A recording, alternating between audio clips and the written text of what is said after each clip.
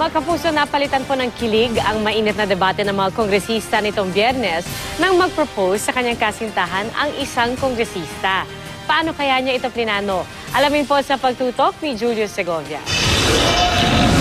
Miss Maria Paz Ignacio Ocampo, could you please do me the honor and please be my wife?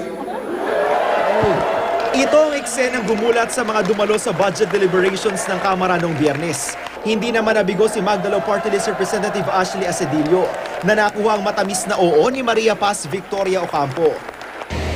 Since I'm a neophyte, it would be my first time to pass the budget. Okay. So, and when I told her, and it was true also that it was a big day for me.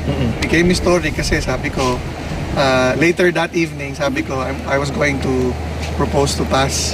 While it was happening, I was surprised. Tapos parang, it felt so surreal. Nangyayari ba ito? Tapos na-overwhelm na lang ako. Ganun.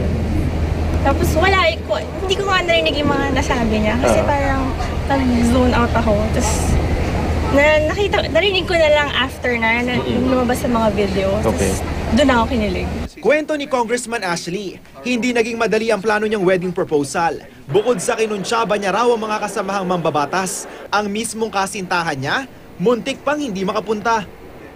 I was in school the whole day.